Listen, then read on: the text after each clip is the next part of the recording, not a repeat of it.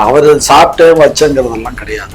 ஆமக்கறி சாப்பிட்டேன் பூனைக்கறி சாப்பிட்டேங்கிறதெல்லாம் கிடையாது. போனாரு ஒரு எனக்கு கிடைச்ச தகவல் சும்மா ஒரு 4-5 நிமிஷம் பேசியிருப்பாரு அப்படின்னு தான் அவங்க சொன்னாங்க.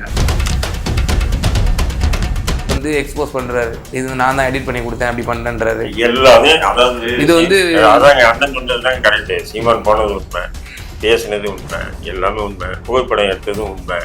ஆனா இந்த எடிட் என்பது இது உண்மையா இருக்கலாம். இந்த பிரபாகரன் அவர்களோடு இருந்த புகைப்படத்தை வைத்து இவர் வந்து மக்கள் மத்தியிலே வந்து திரள் நிதியை பெற்றிருக்கிறார், உலகளாவில் வாழக்கூடிய தமிழர்கள் மத்தியிலே வந்து மோசடி செய்து வாங்கியிருக்கிறார், இவர் மீது நடவடிக்கை எடுக்கணும். திரு சீமான் அவர்கள் வந்து நல்லவரா கெட்டவரான்னா எனக்கு தெரியாது. அத அங்க பாருங்க, சிறுபான்மைன்னு சொன்னா செருப்பால் அடிப்பேன்னு சொன்னாரா இல்லையா? அப்ப சிறுபான்மை மக்களா அசிங்கப்படுத்தினாரா இல்லையா? அதுக்கு மட்டும் வாங்க, எதுக்கு நீங்க இது பண்றீங்க? சும்மா இந்த வேலையெல்லாம் வச்சுக்காதீங்க. அவருக்காக இவ்வளவு வேலை பாக்குறீங்கன்னா அப்ப நீங்க முகமதியரா வேற என்னமா? எனக்கு சொல்லுங்க, இந்துவா முஸ்லிமா? நீங்க இந்துவா முஸ்லிமா? அதுக்கு எனக்கு சொல்லுங்க. இருக்கு அந்த அரசியலுக்காக இது நாடகம் போடுறான். இன்னைக்கு போனான்னு நான் அவனுக்கு எதிர்ப்பு, இன்னைக்கு அவன் வேன்ல போய் இன்னைக்கு பரந்தூர் விமான நிலையத்துக்காக இன்னைக்கு பேசணும் அப்படின்னு சொல்றாரு. இவன் இந்த லூசு அங்க போனான்ல, ஏன் அந்த விவசாயி காலில் இறங்கி வந்து ஒரு விவசாயி கூப்பிட்டு அவன் காலில் விழுந்து எந்திரிக்கிறது? அந்த கதை பாத்தீங்களா? இப்ப சாட்டை பத்தி பேசுவோம். எங்க கட்சியை பத்தி தவறா பதிவு பண்ணும் போது அவரை நாங்க பதிவு பண்ணணுமா இல்லையா? எப்படி அசிங்கமா பேசுறது?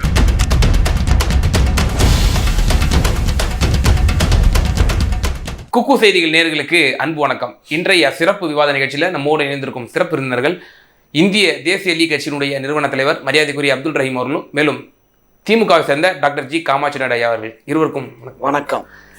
திரு காமாட்சி நாயுடு, 15 ஆண்டுகளுக்கு பிறகு இப்போது வந்து பிரபாகரன் அவர்களோடு இருந்த அந்த புகைப்படத்தை, சீமான் அவர்கள் இருந்த அந்த புகைப்படத்தை ஒருவர் சொல்லுகிறார், இப்போது வந்து நான் வந்து அதை எடிட் செஞ்சு தான் கொடுத்தேன் அப்படின்னு சொல்கிறாரு. இது முழுக்க முழுக்க திமுக தான் அவர் வந்து பேச வைக்கிது அப்படிங்கிற ஒரு குற்றச்சாட்டு தொடர்ச்சியாக தமிழ் தேசிய ஆதரவாளர்களால் வந்து விமர்சனம் வைக்கப்படுது. பெரியார் குறித்த விமர்சனம், அதை தொடர்ந்து இப்போ இப்படியான ஒரு விஷயம், ஏன் வந்து இப்போ சீமான் மீது தொடர்ச்சியான இப்படியான தாக்குதல்? இல்ல, யாரு சொல்ற அந்த குற்றச்சாட்டு? ராஜ்குமார் என்கிற டைரக்டர் ஒருவர்.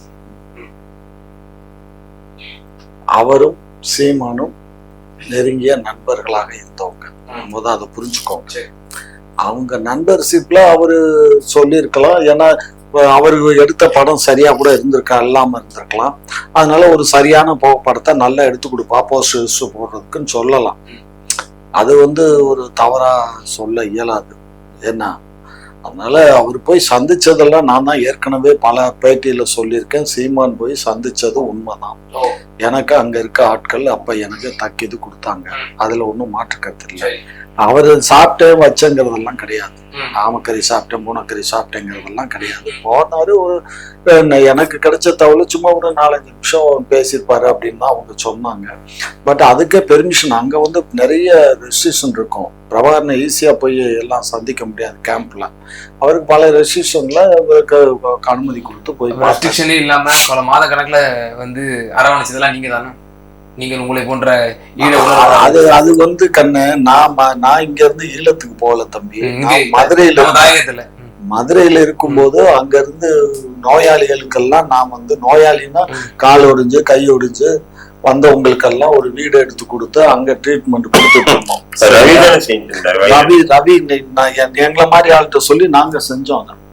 ரவியை நேரடியா செய்யல, என் வீட்டுக்கு பின்னாடியே மாப்பிள்ள, எங்க வீட்டுக்கு பின்னாடியே சோ பண்ணிட்டு இருந்தோம். அதுக்கப்புறம் அவருக்கு தம்பி தான். சோ அதுக்கப்புறம் வந்து என்ன ஆயிடுச்சு, அவருக்கு தலைவருக்கே வந்து கால் ஒடிஞ்சு போச்சு. அப்ப வந்து நெடுமாறன் வீட்டுல வச்சுதான் அவருக்கு நான் தான் டாக்டர் எல்லாம் கூட்டிட்டு போய் ட்ரீட்மெண்ட் எல்லாம் கொடுத்தோம். அப்ப ரவியும் தான் வந்தாரு போவாரு. ரவி வருவாரு, ஒரு பார்த்துட்டு இப்ப கிளம்பி போயிடுவாரு. சரியா? ஆனா அப்ப கூட இறுக்கமா தான் இருப்பாரே தவிர பிரபாகரன் தேவையில்லாம பேசவே மாட்டார். எல்லாரும் அப்படி இப்படின்னு பேசுறீங்க இல்லையா? பிரபாகரன் வந்து எப்பயுமே வந்து ஒரு சிந்தனையிலேயே தான் உட்காந்துருப்பாரே தவிர படுத்திருப்பாரு இல்ல உட்காந்துருப்பாரு அந்த நேரத்துல அதிகமா யாருடைய பேச மாட்டாரு. சரியா? சீமான் அவர்கள் சொன்னதெல்லாம் நீங்க வந்து மறுக்கிறீங்களா? இது வந்து தவறுன்ட்டு பொய்ன்னு சொல்றீங்களா? நான் பார்க்கல கண்ண, பார்க்காதது ஒண்ணு நான் வந்து பொய்ன்னு சொல்லவும் இயலாது. ஆனா எனக்கு அப்ப அங்க இருக்க மக்கள் அப்ப என்கிட்ட சொன்ன தகவல் அது. வந்தாங்க, அண்ணா வந்து பார்த்தாங்க, பேசினாங்க அப்படின்னு சொன்னாங்க, அவ்வளவுதான். அதுக்கப்புறம் எனக்கு இந்த சாப்பாடு எல்லாம் சாப்பிட்டாங்கிறதெல்லாம் நான் கேட்கல. இத போய் கேட்க முடியுமா? இதே இந்த டாபிக் மட்டும் வச்சுப்போம். முந்தைய பேட்டிகள்ல எல்லாம் நீங்க வந்து சீமான் அவர்களுக்கு எதிரான ஒரு விமர்சனங்கள்லாம் முன் வச்சிருப்பீங்க. அதெல்லாம் நம்ம வந்து கட்டிங்ஸ் எடுத்து போட்டோம் அப்படின்னா நேர் முரணா இருக்கும். நீங்க பிரபாகரனே நீங்க பார்த்தது கிடையாது, நீங்க வந்து சும்மா பிரபாகரனை வச்சு நீங்க வந்து சம்பாதிக்கிறீங்க அப்படின்னு சொல்லி நீங்க எத்தனை பேர் இல்ல பிரபாகரனை வச்சு சம்பாதிக்கிறீங்கிறத இப்பயும் சொல்றேன். பட் பிரபாகரனை வந்து பாரதி ராஜா கூட இவங்க எல்லாம் அந்த டீம் எல்லாம் அங்க போனது, இலங்கைக்கு போனாங்க. போய் டூரிஸ்ட் விசால தான் போனாங்க. போய் எல்லாரும் தான் பார்த்துட்டு வந்தாங்க. இதுல வந்து மறுப்புக்கிறது உள்ள. நான் எப்பயும் இவரு பார்க்கலன்னு இதுல மட்டும் முன்னுக்கு பின்வரா பேசல. என்ன முன்னுக்கு பின் ராஜீவ்காந்தி படுகொலை நீங்க முன்னுக்கு பின்வரா பேசுறீங்க. இந்த சந்திரசாமி ஆஸ்பத்திரியில இருந்தேன், எல்லாம் தெரியும் அப்படின்னு ஒரு சபையில பேசுறீங்க. எனக்கு தெரியாது, அது வந்து சுப்பிரமணிய சாமிக்கு தொடர்பு இருக்கலாம், எல்லாமே இருக்கலாம். நீங்க ஒரு விஷயம் நல்லா பேசிக்கோ. ராஜீவ்காந்தியுடைய மர்டர் சமாச்சாரத்துல வந்து கருணா வந்து அங்க வந்துட்டு போனான். கருணா வந்து சுப்பிரமணிய சாமியை சந்திச்சான். இவங்க 2 பேரும் சேர்ந்து சந்திரசாமியை சந்திச்சு பேசினாங்க. இந்த அளவுக்கு தான் எனக்கு தெரியும். என்ன பேசினாங்க, ஏது பேசினாங்கிறது எனக்கு தெரியாது. நான் உட்கார்ந்து இருந்தது அந்த மடத்துல முன்னாடி ரிசப்ஷன்ல நான் உட்கார்ந்துருக்கேன். இவங்க அங்க போறாங்க. போன்ல கேட்டு அவர்கிட்ட 91 அந்த மர்டருக்கு ஒரு சில மாதங்களுக்கு ஒரு 6 மாசம் முன்னாடி. ஸோ அதனால பரபரப்பா போவாங்க, வருவாங்க, இந்த மாதிரி எல்லாம் இருந்துச்சு. இன்னும் சொல்ல போனா நரசிம்மராவ் கூட வந்து பார்த்துட்டு போயிருக்காரு நம்ம சந்திரசாமி அவர்களை. ஸோ அதனால இது என்ன பண்ணாங்க, ஏது பண்ணாங்கன்னு எனக்கு தெரியாது. பட் அவங்க பேசுவாங்க, வருவாங்க, பேசுவாங்க. நான் என்ன பக்கத்துல இருக்கோம், சந்திரசுவாமி வந்து அப்ப எல்லாம் அவரு கடவுள் மாதிரிப்பா. அதனால அவரெல்லாம் அந்த ஆசிரமத்துல இருக்க விட்டது காரணம் என்னன்னா, ஹரியானாவுடைய முதலமைச்சருடைய பையன் சொன்னதுனால நாங்க தங்கியிருந்தேன். ஹரியானாவுடைய முதலமைச்சருடைய புதல்வர் சௌதாலாவுடைய பையன். அவர் இங்க லாயோலா காலேஜ் ஸ்டூடெண்ட், அவர் எம்பியா இருந்தார். அதனால அதுவும் அதனாலதான் நீங்க வந்து ராஜீவ்காந்தி படுகொலை நடந்து சில நாட்கள்லயே அங்க போயிட்டீங்களோ, துக்கம் அனுசரிக்காம ஹரியானாவுக்கு? எனக்கு வேலை இருந்ததுப்பா, அந்த வேலையின் மன்கிட்ட அங்க போயிருந்தேன். இல்லை, இப்போ சீமான் அவர்கள் தொடர்ச்சியாக சொல்கிறாரு, இப்போ நான் வந்து பிரபாகரன் அவரோட சில மாதங்கள் நான் இருந்தேன், சில விஷயங்களும் சொல்கிறாரு, இந்த மாதிரி நான் பயிற்சியில் ஈடுபட்டேன்னு சொல்லி, சில இந்த உணவுகள் உண்டேன்னு சொல்கிறாரு. தம்பி, அங்கே வந்து பயிற்சி எல்லாம் வந்து இவருக்கு இல்லை கொடுப்பேன்னு சொல்லி இவர் குளத்தூர் மணி என்ன சொல்கிறாரு, இங்கே பாரு, இங்கேருந்து தமிழ்நாட்டில இருந்து போறவங்களுக்கு பயிற்சி எல்லாம் கொடுக்க மாட்டாங்க. குளத்தூர் மணிகிட்டே கேளு, அதெல்லாம் கொடுக்க மாட்டாங்க. அவங்க நாட்டுல இருக்கக்கூடிய அவங்க மக்களுக்கு தான் பயிற்சி கொடுப்பாங்க. இவருக்கு எதுக்கு அங்க பயிற்சி கொடுக்குறாங்க? இவர் என்ன விடுதலை புலிகளோட போய் சேர போறாரா? 2வது அங்க போய் தங்கினாங்க வச்சாங்கிறதெல்லாம் அபத்தம், புரிஞ்சுக்கோ. இல்ல பின்னணியில சுத்தமா திமுக கிடையாதுன்றீங்க. 100க்கு 100 திமுகவுக்கு ஏன் சந்தேகம் வருதுன்னா 15 வருஷம் மௌனம் காது இப்ப சொல்றாரு. திமுகவுக்கு எங்களுக்கு சம்பந்தம்னா இன்னைக்கு வைகோவும் ரவியும் கூட்டு வந்து நாங்க பேச விட மாட்டோமா? ரவியும் வைகோவையும் பேசுனா சுப்லட்சுமி ஜெயதீஷ் அவங்கள எல்லாம் பேச விட்டோம்னா நாரி நலமழிஞ்சு போயிடும், புரிஞ்சுக்கோ. எங்களுக்கு அது தேவையில்லை. ஏன் பேச சொல்றது? எங்களுக்கு அது தேவையில்லை. உண்மை நிலை எல்லாம் தெரியும், அதெல்லாம் வேற ஒண்ணுமே வேண்டாம. ஏன் நெடுமாறனே பேசலாம்ல? ஏன் நெடுமாறன் பேசல? நெடுமாறனுக்கு ஒரு விஷயம் புரிஞ்சுக்கோ. இந்த நெடுமாறன் விஷயம் ரவிக்கு எவ்வளவு தெரியுமோ அதே வந்து நெடுமாறனுக்கு தெரியும்.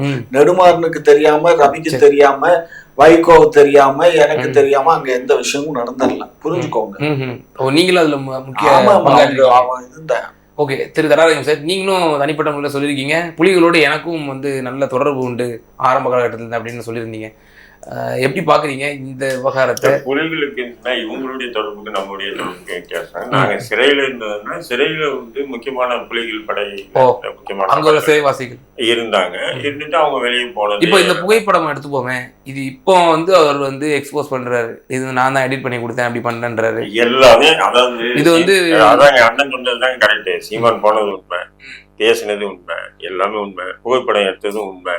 ஆனா இந்த எடிட் என்பது இதுவும் உண்மையா இருக்கலாம். மேபி இப்ப அண்ணன் சொன்ன அப்படிதான். ஏன் சொன்னீங்கன்னா புகைப்படம் வந்து போஸ்டருக்கெல்லாம் ஏற்ற புகைப்படமா இல்லாம இருந்து அது போஸ்டருக்கு ஏற்ற மாதிரி ஒரு புகைப்படத்தை ரெடி பண்ணுங்கன்னு சொல்லி இப்ப நம்ம புகைப்படங்களை கூட என்ன பண்றாங்க, இப்ப பாபாவுடைய புகைப்படமோ என் புகைப்படம் வச்சு ஒரு டிசைன் பண்றாங்க உதாரணத்துக்கு வச்சு. அதனால வந்து அது செட்டிங்காக இல்லை, அது அரசியலுக்காக டிசைன் பண்ற ஒரு புகைப்படம். இது ஒரு பெரிய இஷ்யூ. இந்த சன் டிவியோ இந்த திமுகவோ ஐடிவிங்கோ கலைஞர் டிவியோ வச்சுக்கிட்டு என்ன இது பண்ணிட்டு இருக்கீங்கன்ற அது வந்து இயக்குநர்கிட்ட இன்டர்வியூ எடுக்குது. சன் டிவிக்கு வேற செய்தி இல்லையா அவமானம் வாங்குங்க. அது போய் 1 மணி நேரம் அந்த மைக்க வச்சு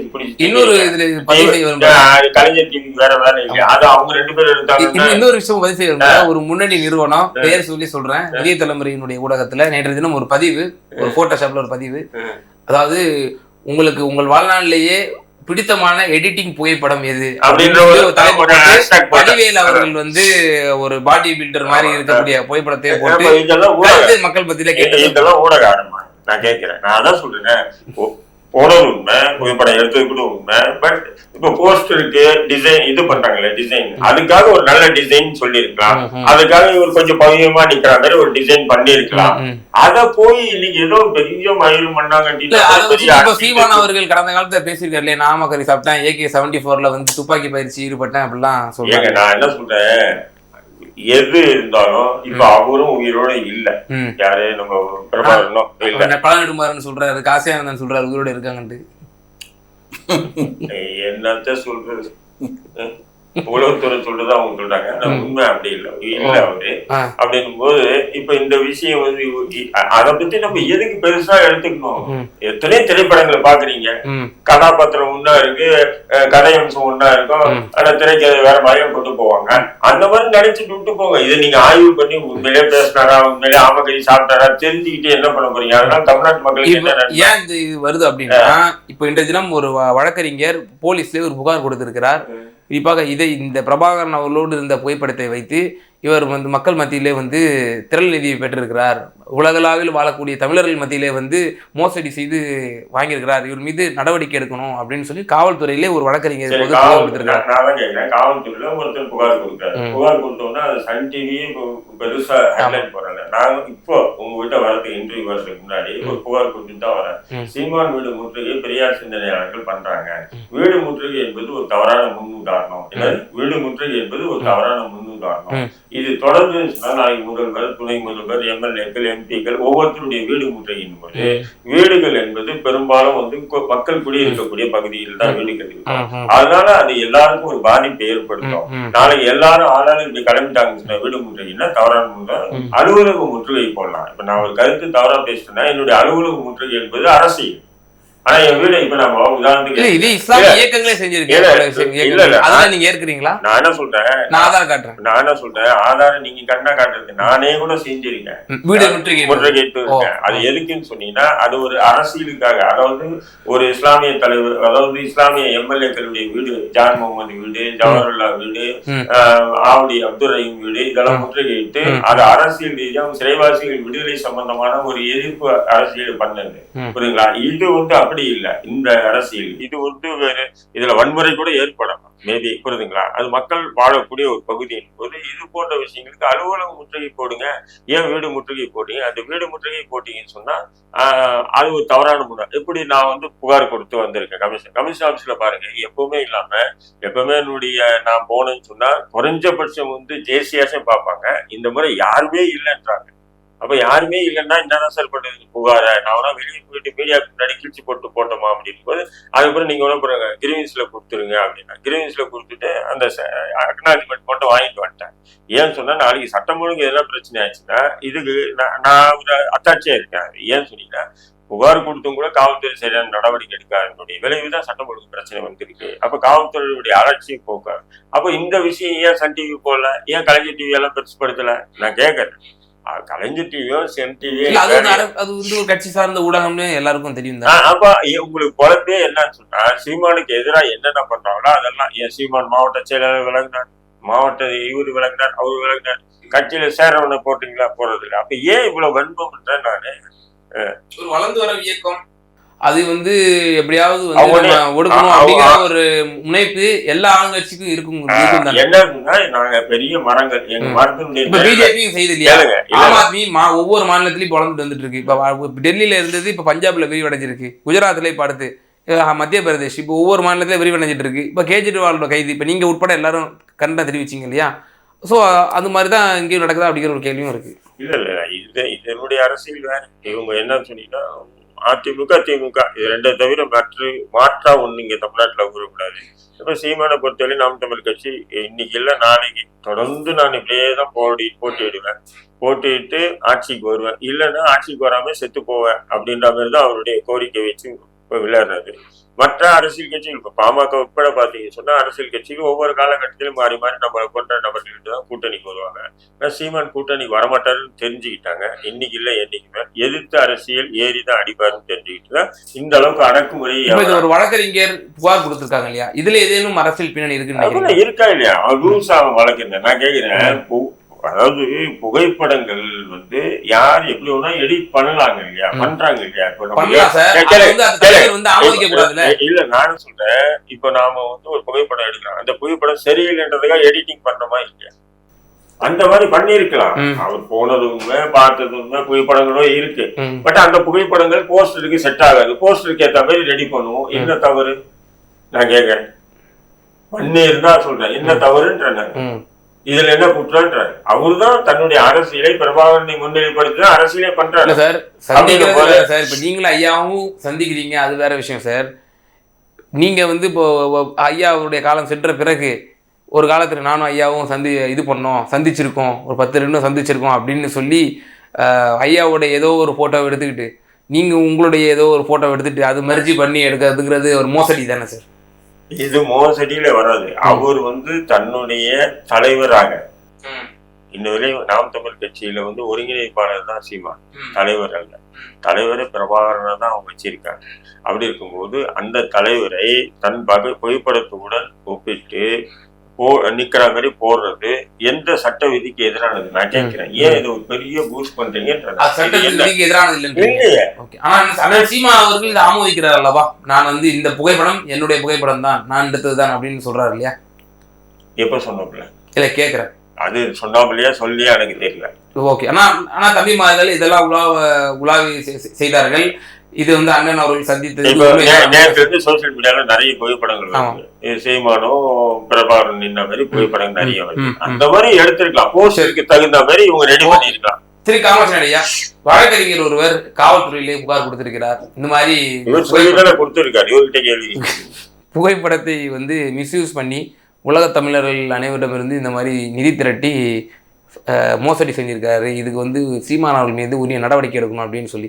இதுக்கு தடாராயம் சார் நான் கேள்வி கேட்கும்போது அப்பட்டமாக அவங்க மீது குற்றச்சாட்டு வச்சிட்டாரு. நீங்கள் தான் வந்து கொடுக்க வச்சிருக்கீங்க புகாரை அப்படின்னு சொல்கிறாரு. ஏன் வந்து சீமான் அவர்கள் மீது இவ்வளோ வன்மம் அப்படிங்கிற ஒரு கேள்வி இருக்கு. சீமானை பொறுத்த மட்டிலும் நல்லவர் வல்லவர்னு நான் சொல்ல இயலாது.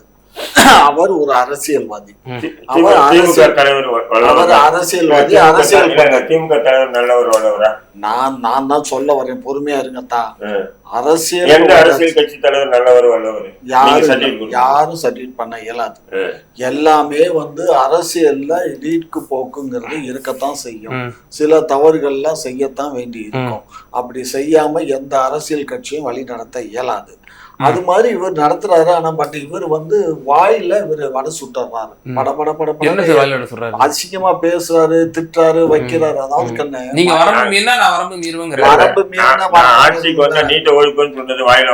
ஆமா நீட்டை ஒழிச்சுடுவாரு. சும்மா இருங்க. நாங்க சொன்னோம் இந்தியா கூட்டணி ஆட்சிக்கு வந்துருங்கிற தைரியத்துல சொன்னோம். இந்தியா கூட்டணி 7.5 10% மாத்திரும். ஆமா கண்ணு, நாங்க ஆட்சிக்கு வந்தா பண்ணிருப்போம். மாசம் வந்துரும் பில்லு வரும். அதை கூட வாய்ச்சாவதான்னு எடுத்துக்கலாமான்னு கேக்குறாரு. இங்க பாருங்க தா, நீங்க அவர் வாய் இல்ல, உங்களுக்கு வாய் இருக்கு. என்கிட்டதான் கேட்கறே தவிர நான் தான் பதில் சொல்லணுமே தவிர நீங்க எதுக்கு பதில் சொல்றீங்க? நீங்க 5 நிமிஷம் 6 நிமிஷம் நீங்க பேசும்போது நான் பேசணும்னா சொல்லுங்க. இடமறிச்சேன்னா எதையுமே நான் சொல்லலை. நீங்க உங்களுடைய ஸ்டேட்மெண்ட்டை நீங்க பதிவு பண்றீங்க. என் ஸ்டேட்மெண்ட்டை பதிவு பண்ண விடுங்க.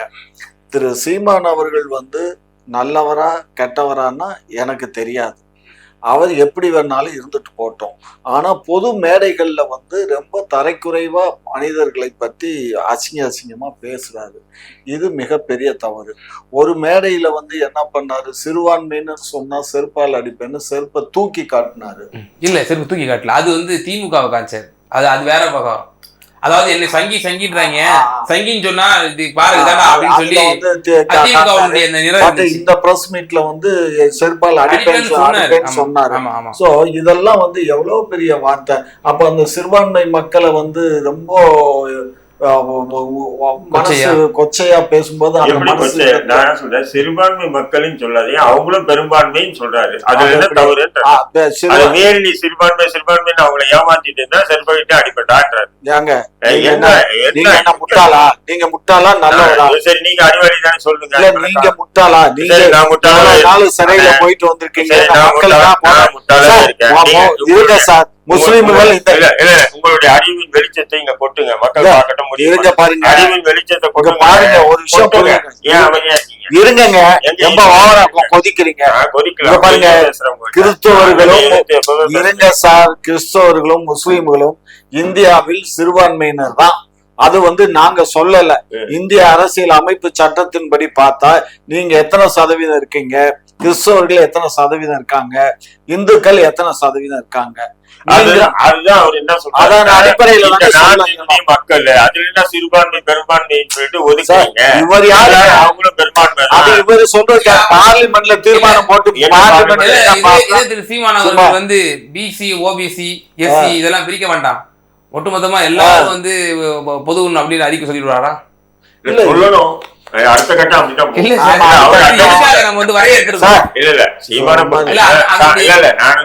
ஒரு வார்த்தை தான் அவருக்கு வந்து இடைஞ்சலா இருக்கு. நான் ஒரே ஒரு விஷயம் சொல்றேன், சீமானுடைய அரசியல் என்னன்னு நீங்க முதல்ல உள்ள புரிஞ்சீங்க. என்னன்னா தமிழ் தேசிய அரசியல், சாதிகள் மதங்கள் எதுவும் அற்ற தமிழ் தேசிய அரசியல். அந்த கண்ணோட்டத்தில் தான் அவருடைய பேச்சுக்கள் எல்லாமே இருக்கே தவிர, நுடிக்குள் மெஞ்ச மாதிரி சீமான் இதை பேசிட்டார், சீமான் அதை பேசிட்டாருன்னு சொல்றது தவறு. சீமான் எப்பெல்லாம் தவறு பேசுறாரோ அதை உடனே கண்டிக்கக்கூடிய நபர்களில் முதன்மையான நபர் நான் அதை பெருமையாக சொல்லுவேன். நம்ம எந்த விஷயத்தையுமே வந்து நமக்கான ஒரு இவர் என்ன தவறு பண்ணாலும் பரவாயில்ல முட்டு கொடுப்பன்றதுக்காக நான் முட்டு கொடுக்க மாட்டேன். தவறை தவறுன்னு சொல்லுவேன். இன்னைக்கு கூட விஜய் வந்து பரந்தூர் விமான நிலையத்துக்கு போய் அந்த எங்கேயோ நின்று கேரவன்ல நின்று 10 நிமிஷமோ ஒரு 2 நிமிஷமோ பேசுனது கூட நான் வரவேற்று தான் பேசினேன். ஏன்னு சொன்னா, பரந்தூர் விமான நிலைய பிரச்சனை விஷயமா 2 வருஷமா மக்கள் போராடிட்டு இருக்காங்க. அந்த போராட்டத்தை திமுக அரசு முடக்கிட்டு வருது. அப்படி இருக்கும்போது ஒரு திரைப்படம் போய் அங்க அதுக்கு ஆதரவா பேசுறாருன்னா பெரிய பேசு பொருளாகும். அதுக்காக வெல்கம் பண்றோம். எப்பவுமே நான் எப்பவுமே விஜயை எதிர்க்கக்கூடிய நபர், இதுக்கு ஆதரிக்கிறா இல்லையா? அதே மாதிரி சீமான் ஆதரிச்சாருன்னா ஆதரிப்பேன், எதுக்குன்னா எதிர்ப்பேன். எப்ப இருந்தும் ஜானா போடக்கூடிய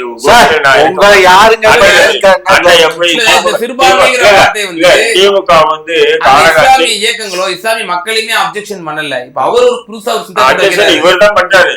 இல்ல அப்ஜெக்ஷன் வந்து யாராவது பண்றாங்களா? இப்ப மனிதநேய மக்கள் கட்சி, இப்ப உங்களை போன்ற எத்தனையோ கட்சிகள், இஸ்லாமிய கட்சிகள் இருக்கு, அவங்க அப்ஜெக்ஷன் பண்றாங்களா? அப்ஜெக்ஷன் பண்ணல.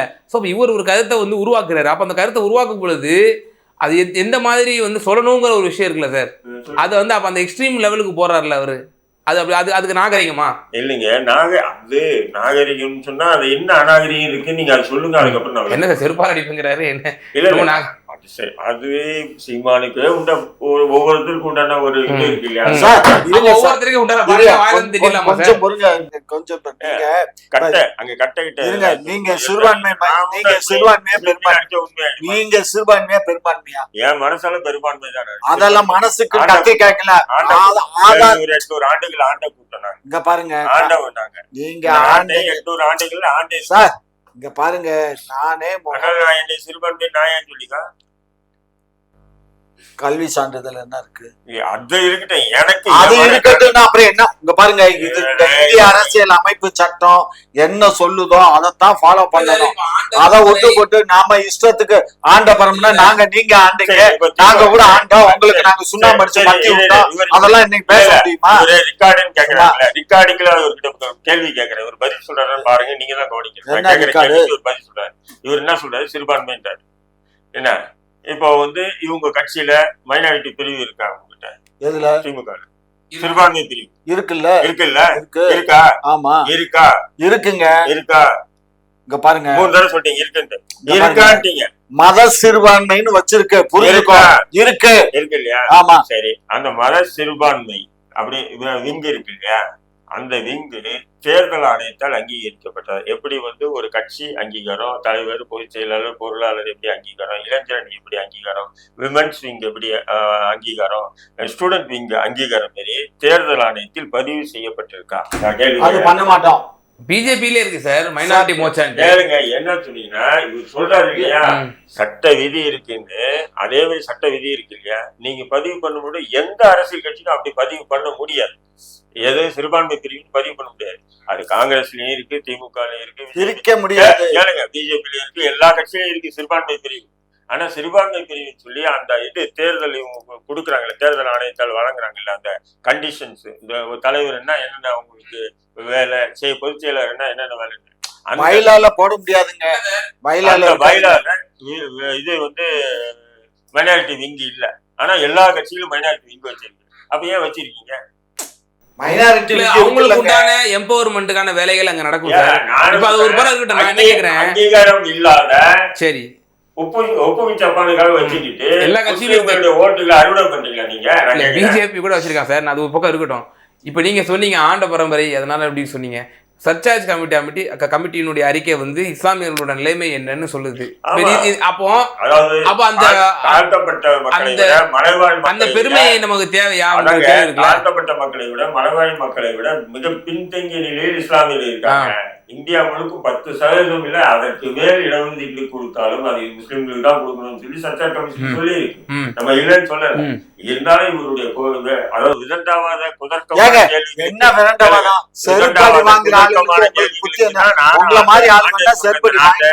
அதனால நானே சிறுபான்மை நான் சொல்லிக்க விரும்பலையா அப்படின்னு சொன்னேன் நான். இவருடைய கேள்விக்கு தான் என்னுடைய பதில். அது அங்க பாருங்க, சிறுபான்மைன்னு சொன்னா செருப்பால் அடிப்பேன்னு சொன்னாரா இல்லையா? அப்ப சிறுபான்மை மக்களை அசிங்கப்படுத்தினாரா இல்லையா? அதுக்கு மட்டும் வாங்க. எதுக்கு நீங்க இது பண்றீங்க? சும்மா இந்த வேலையெல்லாம் வச்சுக்காதீங்க. உங்களுக்கு வேணும் மாநாடுக்கு அவர் வர்றாரு, உங்க மாநாட்டுக்கு அவர் வரல. ஏன் எலெக்ஷன் வேணான்ட்டீங்களா? சரி, அதை கொடுங்க. இன்னைக்கு வீட்டுக்கு முத்திரை போடுறாங்கன்ன உடனே ஒரு முழத்துக்கு உங்க லெட்டர் பேட்ல டைப் அடிச்சு கொண்டுட்டு போய் கமிஷனரை பார்த்து இந்த மாதிரி வீட்டுக்கு வந்து முற்றையிடுறது தப்பு, இல்லைங்க. நீங்க தான் சிறுபான்மை மக்களை நான் செருப்பால் அடிப்பேன்னு சொன்ன ஒருத்தருக்கு நீங்க இவ்வளவு தூரம் பறிஞ்சு பேசுறீங்க, அவருக்காக இவ்வளவு வேலை பாக்குறீங்கன்னா அப்ப நீங்க முகமதியரா வேற என்னமா? எனக்கு சொல்லுங்க, இந்துவா முஸ்லீமா? நீங்க இந்துவா முஸ்லீமா? அதுக்கு எனக்கு சொல்லுங்க. சும்மா இதுல என்ன ஒரு புரிதல், இந்த அண்ணனுடைய புரிதல், அவரு உயர்வா நினைச்சு கருத்தை வந்து பதிவு பண்றாரு. என்ன உயர்வு? அது உங்களுக்கு புரியாம முஸ்லிம்களை தாண்டி பேசிட்ட, நீ அவனுக்கு ஏன் ஆதரிக்கிற அப்படின்னு சொல்லி நீங்க அவரோட வார்த்தை கடுமையா இருக்கு தவிர அவரோட உள்நோக்கம் என்பது வேற. அப்படியே அத மனசுக்குள்ள பூந்து வரும். ஏயா வெளியில சொல்றதுதான் மேடையில நம்ம பேசணும் வரும். நாங்க பேசுறதுதான் மக்கள் பாப்பாங்களா? என் மனசுக்குள்ள ஒண்ணு நினைச்சிட்டு ஐயோ மாப்பிள்ள நல்ல ஒரு அப்படின்னு நான் மனசுக்குள்ள நினைச்சிட்டு இப்ப நான் இங்க பேசினா நான் பேசுனதை கேட்பாங்களா? அவர் நல்ல ஒரு நான் மனசுக்குள்ள நினைக்கிறத பேசுவாங்களா? அதான் சார் இந்த மாதிரி வேலை போறீங்க. என்ன ஆச்சு? சூட்கேஸ் வாங்கிட்டீங்களா எல்லாரும்? இப்ப நீங்க வந்து சொன்னீங்க என்ன, நீங்க வந்து வாங்கிட்ட மாதிரி தெரியுது. படிச்சுன்னு வரீங்க, போறீங்க. இதே சீமான் அவர்கள் தான் போன சட்டை சார்.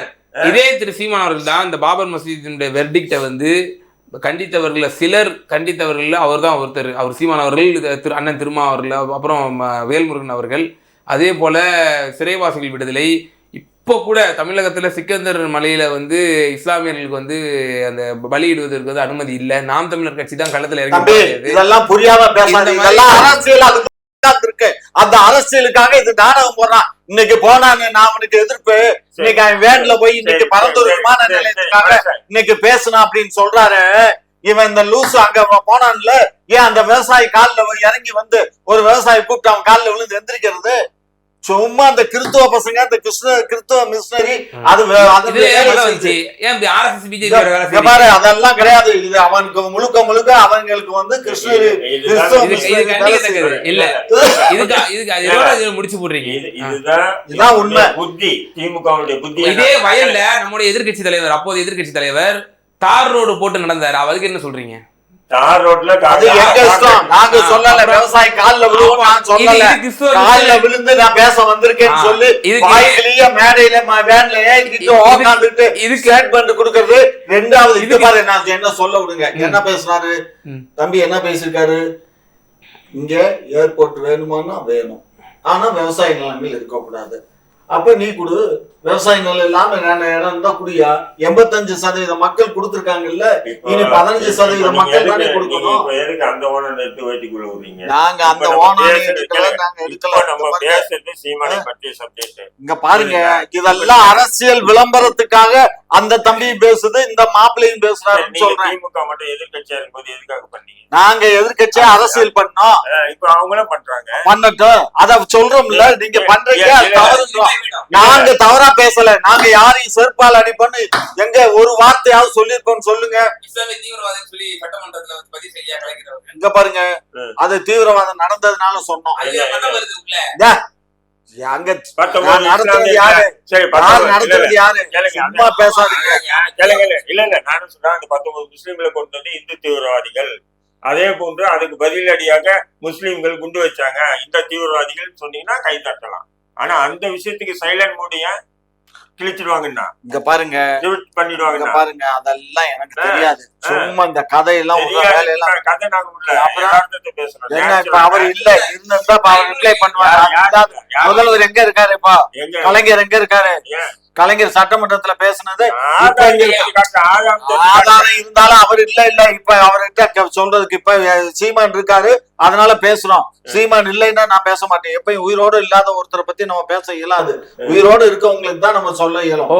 அப்போ நீங்க வந்து நீங்க மரணித்த தலைவர்களை வந்து விமர்சிக்க மாட்டீங்க, அரசியல் ரீதியா கூட விமர்சனம் பண்ண மாட்டீங்க. தேவை என்ன இருக்கு? அவங்க மரணிச்சுட்டாங்க, அவங்கள போய் எத்தனை மேடையில எம்ஜிஆர் பத்தி பேசுறாரு. அதே மாதிரி மூதறிஞர் ராஜாஜியை பத்தி எத்தனை வரை பேசுறீங்க. அதான் எதுக்கு பேசணும்? நான் பேசலன்னு தான் சொன்னேனே தவிர, எங்க கட்சிக்கு ஒரு கொள்கை இருக்கும். எங்க ஒவ்வொரு நபருக்கும் ஒவ்வொரு கொள்கை, அவங்களுடைய சொந்த கருத்துக்களை பதிவிடுறதுக்கு அவங்களுக்கு உரிமை இருக்கு. எப்படி வந்து திரு தடா ரஹீம் அவருடைய கருத்தை இங்க பதிவு பண்றாரோ, அது மாதிரி என் கருத்தை பதிவு பண்றேன். அவ்வளவுதான். நான் பேசுறதெல்லாம் கட்சியினுடைய கருத்தை முழுசா எடுத்துக்க கூடாது. ஒரு சின்ன கேள்வி. கமலஹாசன் அவர்கள் இஸ்லாமியர்கள் குழுமி இருக்கக்கூடிய பகுதியில் போய் ஒரு பிரச்சாரம் செய்யறாரு. சுதந்திர நாட்டின் முதல் தீவிரவாதி ஒரு இந்து, அவன் பெயர் நாதராம் கோட்சே அப்படின்னு சொல்றாரு. இது ஏற்கிறீங்களா? ஏத்துக்கிறேன். எப்படி அவர் ஒரு இந்துவா நீங்க பாக்குறீங்களா? ஆமா, இந்து தீவிரவாதின்றீங்களா? இல்ல, அவன் எதுக்காக அவன் வந்து சுதந்திரத்துக்கு அந்த கோட்ஸுக்கும் அவனுக்கும் உள்ள ஒரு பர்சனல் மோட்டிவேஷன்னால அவனுக்கு சுட்டு கொள்றான். பர்சனல் மோட்டிவ் என்ன? மணியாச்சில நடந்த துப்பாக்கி சூடு. நான் சொல்றது காந்தி எப்படி சொல்றது சொல்றேன். நீங்க வாஞ்சி மணியாச்சி சொல்றீங்க. வாஞ்சி மணியாச்சிங்கிற வரலாறே வேற. அது முழுக்க முழுக்க நான் அதுக்கு தனியா பேசுறேன். காந்தி கோட்சே சுட்டு படுகொலை செஞ்சது நான் சொல்றது. நீங்க கரெக்ட் ஆஷ் சொல்றீங்க. காந்தியை சுட்டு கொண்டது ஒரு இந்து, அவர் பேர் நாதராம் கோட்சேன்றாரு, மதத்தை சொல்றாரு. நீங்க எப்படி பாக்குறீங்க சொல்லுங்க. இந்து என்ன கடவுளா? மதத்தை கொண்டு வர்றாரு. அதுல வந்து தூண்டி விட பார்த்தாரு. நீங்க எப்படி பாக்குறீங்க? அதை நீங்க எப்படி பாக்குறீங்க? அவர் பயங்கரவாதின்னு பாக்குறீங்களா, இல்ல அவர் ஒரு இந்து பயங்கரவாதின்னு பாக்குறீங்களா? இந்து பயங்கரவாதின்னு பாக்குறேன். இது உங்களுடைய கொள்கை ஆசானா இருக்கக்கூடிய பெரியார் அவர்கள் நினைத்திருந்தால் இந்த இந்தியா முழுக்க ஒரு மிகப்பெரிய பரபரப்பை உண்டு பண்ணிருக்க முடியும். பார்ப்பனிய பயங்கரவாதி சித்பவன்ங்கிற பார்ப்பனிய பயங்கரவாதி தான் ஒரு காந்திங்கிற படுகொலை செஞ்சாருன்னு சொல்லி பண்ணிருக்க முடியும். பெரியார் அவர்கள் தன்னோட வாழ்நாளில் ஒரு முறையாவது பேசிட்டு உண்டா? பேசுறாங்களா இது பிராமண துவேஷம்னு சொல்லி? அவர் இல்லாத ஒருத்தரை கூட்டிட்டு வந்து அவங்ககிட்ட காட்ட முடியும். அவர் பேசினாரா பேசலையான்னு உனக்கு தெரியுமா? கிடையாது, பேசியது கிடையாது. நீங்க ஆதாரம் தான் கொடுங்க. சும்மா ஆதாரம் கத்திருக்கேன். நானா இப்ப இந்த கேள்வியை கேட்டேன். ஏன் ஆதாரம் கேட்கிறேன்? நீங்க ஒரு மதத்தை வந்து இருக்க கூடாது இல்லையா? கலைஞர் பேசினாரா இல்லையா சட்டமன்றத்துல?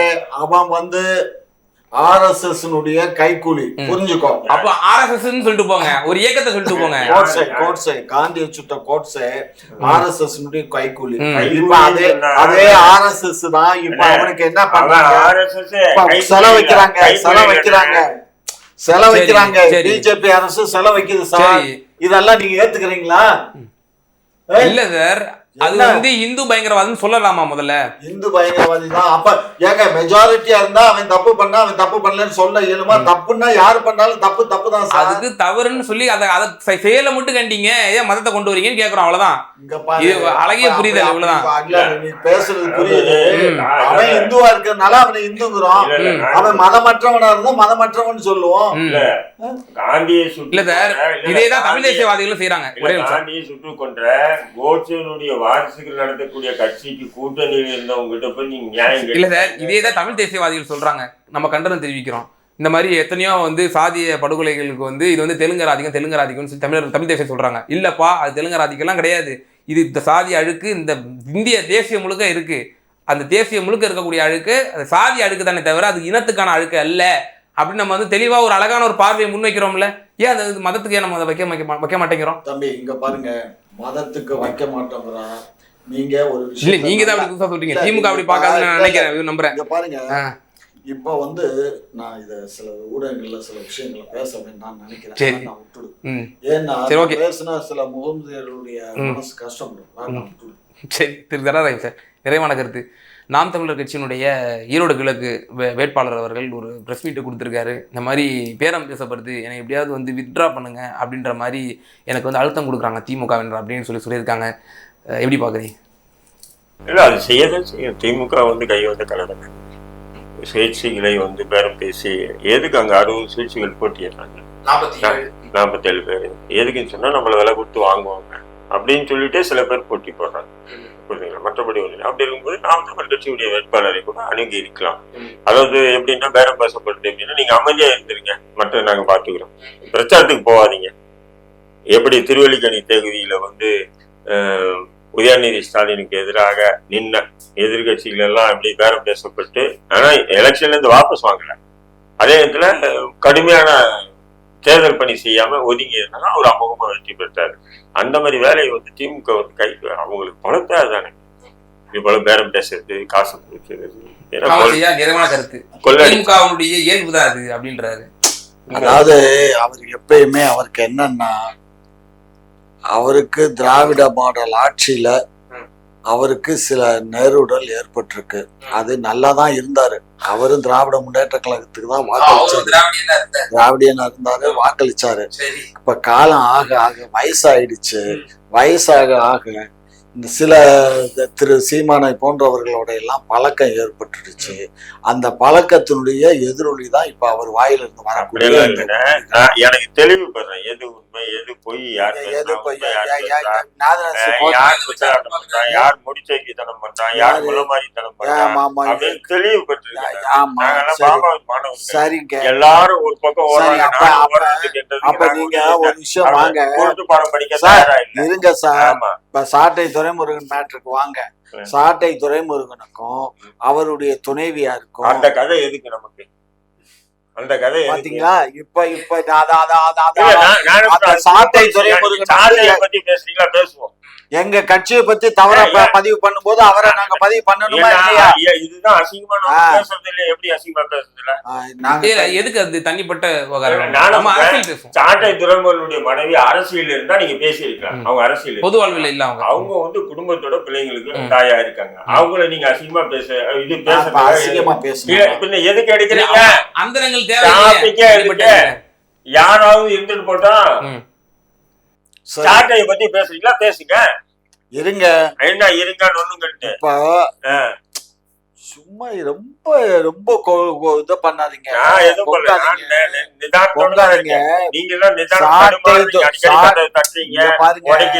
சாட்டை துரைமுருகனுடைய கொழுந்தனார் தன்னுடைய கணவருடைய சகோதரர் அவர் கோயம்புத்தூர்ல இருந்து ஒரு பதிவு போட்டிருக்கார். சரிங்களா? அந்த பதிவு வந்து அவரே நேரடியா பேசிதான் போட்டிருக்காரு. நேரடியா வருது ஒளிபரப்புல. அது இல்ல வந்துருங்க கடன் இல்ல, அது தனிப்பட்ட விவகாரம் வேண்டாம், நம்ம அதை பத்தி பேச வேண்டாம். உங்களுடைய கருத்தை பதிவு செய்யுங்க. நாம் தமிழர் கட்சி அதனுடைய ஈரோடு கிழக்கு வேட்பாளர் இப்போது அண்மை செய்தியாக வந்திருக்கக்கூடியது வந்து மைக் சின்னம் வந்து வழங்கப்பட்டிருக்கு. மைக் சின்னத்தில் அந்த அம்மையார் போட்டியிட இருக்கிறாங்க. நீங்கள் அந்த குற்றச்சாட்டும் வச்சுருக்காங்க. மேலும் இப்போ ஏடிஎம்கே, பிஜேபி புறக்கணித்த கட்சிகளினுடைய வாக்குகள் இவருக்கு செல்வதற்கான வாய்ப்புகள் இருக்கா? நிறைவான கருத்தை பதிவு செய்யுங்க. ஐயா, அவர் மைக் சின்னத்துல தானே 8.2% வாங்கினாரு. மைக் சின்னம் தானே அவருக்கு தேர்தல் ஆணையம் ஒதுக்கீடு பண்ணிச்சு. அதைத்தானே ஒதுக்கீடு பண்ணுவாங்க. இப்ப இல்ல, அவர் வந்து அங்கீகரிக்கப்பட்ட கட்சி நான் ஆனதுக்கு அப்புறம் நான் வேற சின்னத்துல நான் வந்து நாடுவேன் அப்படின்னு சொன்னாரு சீமான் அவர்கள். அது அவர் சொன்னாரு. இப்ப இதே சின்னத்துல நிக்கிறாங்க. அதனால அவரு கண்ண ஒரு விஷயம் பண்ணுக்க, அவர் எந்த சின்னத்துல நின்றா என்ன, அவர்கள் கட்சியில அதிகமான அறிவாளிகள் நிறைய இருக்காங்க. அந்த அறிவாளிகள்லாம் அவங்களுக்கு வாக்களிப்பாங்க.